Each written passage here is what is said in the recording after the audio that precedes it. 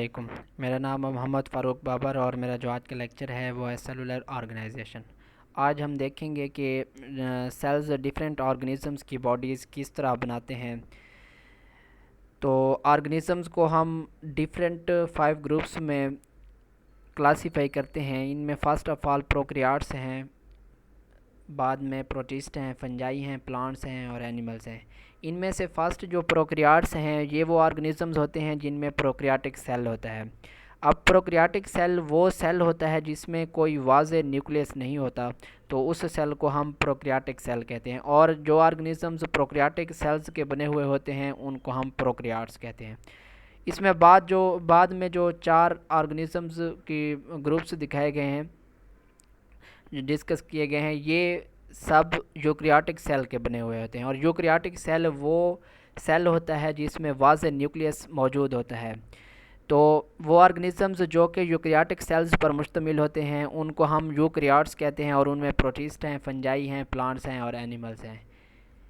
इसके बाद हमारे पास सेल्स जानदारों की बॉडीज़ को बनाने में 3 वेज़ में या 3 तरीक़ों में ऑर्गेनाइज़ होते हैं। इनमें फ़र्स्ट ऑफ़ ऑल यूनिसेलुलर हैं, फिर कॉलोनियल्स हैं, फिर मल्टी सेलुलर हैं।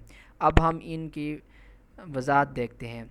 अब यूनिसेलुलर ऑर्गेनिज़म्स वो ऑर्गेनिज़म्स होते हैं जिनकी लाइफ सिर्फ़ एक ही सेल बनाता है, और उनकी ज़िंदगी की जो तमाम एक्टिविटीज़ होती हैं, सरगर्मियाँ होती हैं, वो भी सिर्फ़ एक ही सेल परफॉर्म करता है, और वो सिर्फ़ एक ही सेल पर मुश्तमिल होते हैं। इसलिए हम इनको यूनिसेलुलर कहते हैं, क्योंकि इनमें सिर्फ़ एक सेल प्रेजेंट होता है और इनकी बॉडी सिर्फ़ एक सेल की बनी हुई होती है। इनकी मिसालें हमारे पास अमेबा है, पैरामीशियम है और यूग्लिना है। इसके बाद हमारे पास कॉलोनियल ऑर्गेनाइजेशन है। कॉलोनियल ऑर्गेनाइजेशन में डिफरेंट यूनिसेलुलर ऑर्गेनिज़म्स इकट्ठे रहते हैं, लेकिन उनमें कोई काम की तकसीम नहीं होती।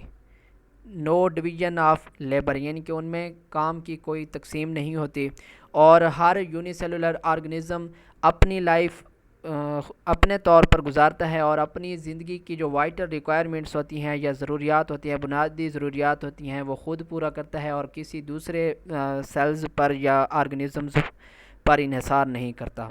यानी कि वो इंडिपेंडेंट होता है, किसी पर डिपेंड नहीं करता। इसकी मिसाल कॉलोनियल ऑर्गेनाइजेशन की हमारे पास वॉल्वॉक्स है।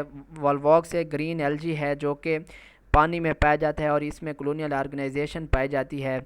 हंड्रेड्स ऑफ वॉल्वॉक्स सेल्स इकट्ठे मिलकर कॉलोनी बनाते हैं, जिनको हम कॉलोनियल ऑर्गेनाइजेशन कहते हैं। इसके बाद हमारे पास मल्टी सेलुलर ऑर्गेनाइजेशन है। मल्टी सेलुलर ऑर्गेनाइजेशन में सेल्स टिश्यूज़, आर्गन्स और आर्गन सिस्टम्स की फॉर्म्स में ऑर्गेनाइज होते हैं। टिश्यूज़, आर्गन्स और आर्गन सिस्टम्स की फॉर्म में सेल्स ऑर्गेनाइज होते हैं मल्टी सेलुलर ऑर्गेनाइजेशन में, और इस ऑर्गेनाइजेशन के नतीजे में जो ऑर्गेनिज़म्स बनते हैं उनको हम मल्टी सेलुलर ऑर्गेनिज़म्स कहते हैं। इनकी मिसालें हमारे पास फ्रॉग हैं और मस्टर्ड प्लांट्स हैं। अब फर्स्ट ऑफ़ ऑल हम मस्टर्ड प्लांट को देखते हैं। हमारे पास मस्टर्ड प्लांट का जो साइंटिफिक नेम है वो है ब्रासिका कैम्पेस्ट्रिस। इसको हम सर्दियों में बोते हैं और सर्दियों के एंड पर ये सीड्स प्रोड्यूस करता है। इसकी जो बॉडी होती है वो वेजिटेबल के तौर पर इस्तेमाल होती है, और इसके जो सीड्स होते हैं वो ऑयल हासिल करने के लिए इस्तेमाल होते हैं।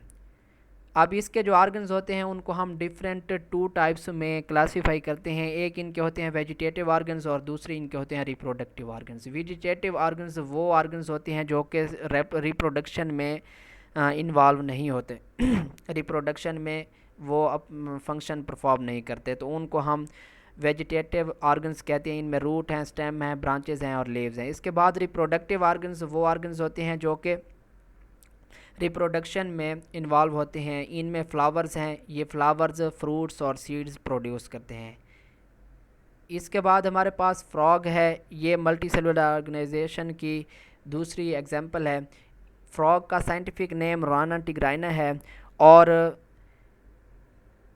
ये मल्टी सेलुलर ऑर्गेनाइजेशन शो करता है, और इसकी बॉडी ऑर्गन सिस्टम्स की बनी हुई होती हैं, और ये ऑर्गन सिस्टम्स डिफरेंट ऑर्गन्स पर मुश्तमिल होते हैं। यानी कि ऑर्गन सिस्टम्स ऑर्गन्स पर मुश्तमिल होते हैं, ऑर्गन्स के बने हुए होते हैं, और ये organs different types of tissues के बने हुए होते हैं। मिसाल के तौर पर एपिथेलियल टिश्यूज़ हैं, ग्लैंडुलर टिश्यूज़ हैं, मस्कुलर टिश्यूज़ हैं और नर्वस टिश्यूज़ हैं। तो इस तरह हमारा सेलुलर ऑर्गेनाइजेशन का टॉपिक कंप्लीट हुआ। नेक्स्ट लेक्चर में हम सेकंड चैप्टर स्टार्ट करेंगे इंशाल्लाह।